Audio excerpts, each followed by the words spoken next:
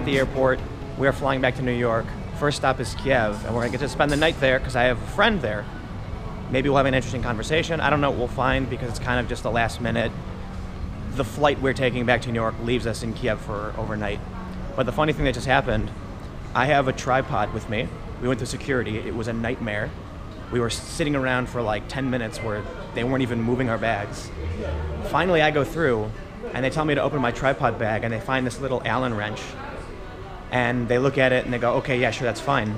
But then what happens when Emily goes through? They took my entire backpack, emptied everything out, which having multiple batteries and adapters, cords, hard drives, all of these bits and pieces. She took probably about 30 things, everything, out of my backpack. And She literally emptied your bag. Literally emptied my bag out. And then finds the Allen wrench, which is this big. She says, oh, this is 6 inches, this is not allowed. And I'm like, are you fucking kidding me? This is retarded. And I'm literally standing right next to her, having just showed my Allen wrench and them being like, it's fine. So now we're in the airport and we're gonna go sit down and chill for a little bit.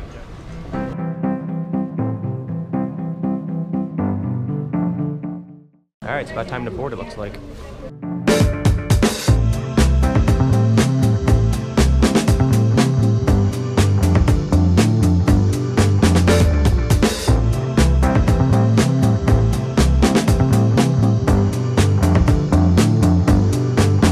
There's something that I've noticed in a few different airports, in Moscow, in Hong Kong, here in Athens, but it usually has to do with Eastern cultures, I guess. When they call for boarding in the US and in Western Europe, they'll say, hey, we're boarding first class, and then first class will stand up and they'll start boarding.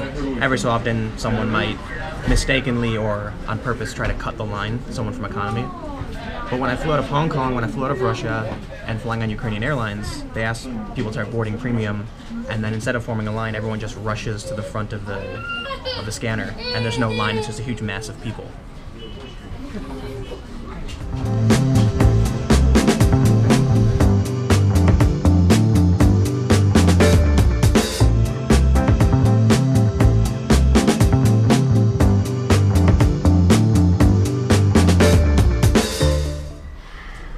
We got off the plane, got through border control. So, to you, it was only seconds ago that I mentioned how people will just shove their way on the plane, and that's something that I notice in a couple different countries. The other thing too is they'll shove their way off the plane. So when you have a bag and a skateboard and you're trying to, collect your pieces and get them gathered to get off, and everyone's just shoving you and knocking you down, and the more they shove you, you can't get your stuff together, and then everyone's just like. So I just grab all my stuff and I'm like staggering out, because if I don't, people are just gonna keep shoving me. But now we're gonna get in a cab and get the hell out of here.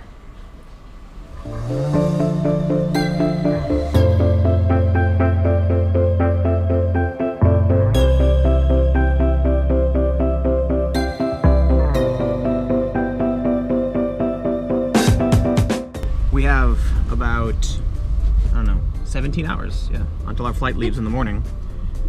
And we're going to be meeting up with Nat. This is someone that I met years ago at the start of the Euro-Maidan protests and the civil conflict here in Ukraine. So we have a layover, and I hit her up and said, let's meet up and talk about stuff. She's doing some kind of art exhibit or attending one, I'm not sure. But we're gonna see, we're gonna meet up with her and learn a little bit about Ukraine and where it's currently at, and maybe eat some Napoleon cake, I don't know.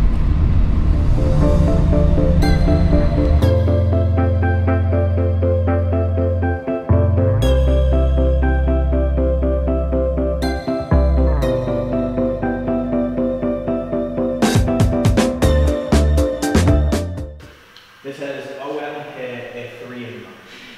This is feminism, and this is exhibition on the topics and issues of feminism. It's not the first time we're speaking about this, and we open it for the 8th of March, and it runs from 8th of March to 9th of April. Concerning the perception of the feminism here is quite complicated. The industries which are really very much connected with female, the labor, the home labor, which are usually invisible, or like such issues as the violence at home, like the invisible violence. There's lots of issues, you can find lots of them in journalist papers and reports on how the home violence is perceived like by people here. And in Russia, maybe you know that they have signed the law that the violence, like home violence, should be decriminalized.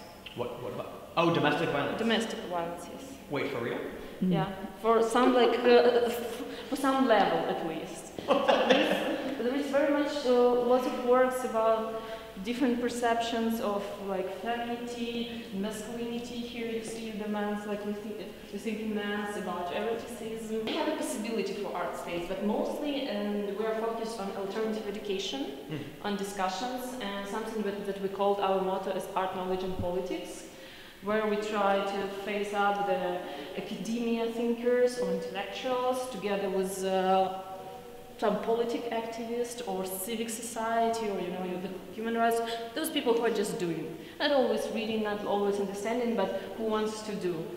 And together with the artist who sometimes creates something beautiful, something powerful, but not always rethinking it till they're very deep. It's a place where people have made art, and whether or not you agree with the politics, storming in the front door and smashing and destroying things is not doing anything for anybody. The thing is like, yeah, we make it then public. We make like we open it, and we start to establish kind of a scene of discussing what if this random attack might be on your own house, might be on like if you are against the state, against like the official or mainstream politics, or politics which are on the level of I don't know, more trendy one, like how to criticize, how to be marginal.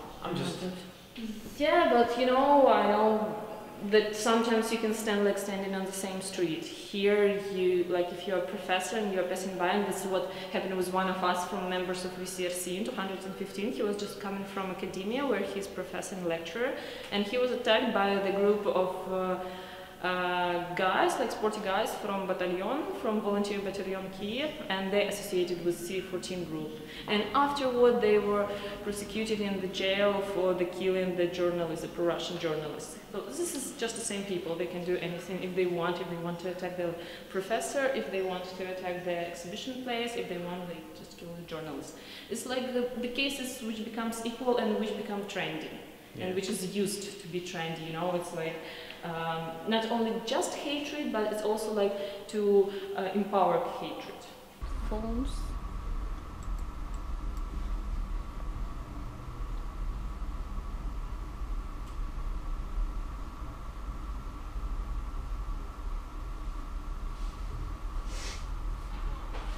So the girls were inside like this office, like we're sitting. Jeez. Oh, damn.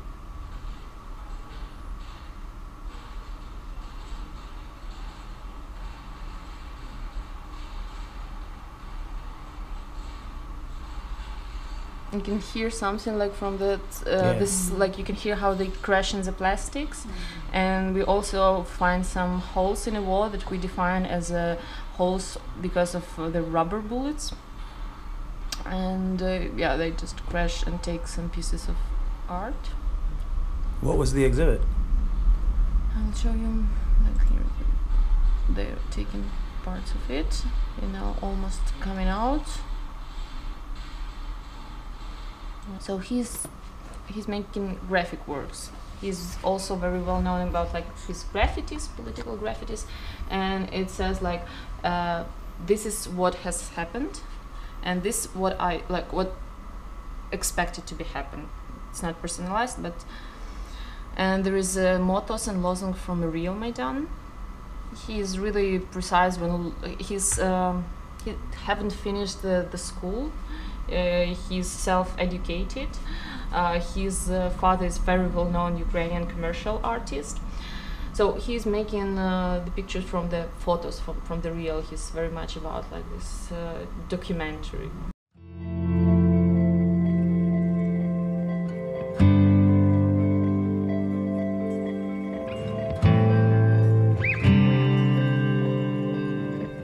They punch some holes in the walls? Yes. We suppose it's like rubber bullets we killed just Wow. there. And this what I mean, like Celtic cross is Ukrainian symbol. And yeah, maybe some words. When was this? This was the opening was in February. Wow, so this happened just a month ago. Yeah. That's Couple why months like ago. we have now the security guys here. So we reopen exhibition in this way of looking. So after the attack, we invited the lawyer to speak about like how to behave with this thing, and we reopened as it is. So we just opened the rooms to show people just how yeah, just like how the hatred looks here, how like the Nazis behave here, and it's like not the blind thing that we have to be shy about or like not speaking or keeping the silence. We're not blind. We have to speak out about like the violence, even if this violence and the shooting is against the pictures and the art.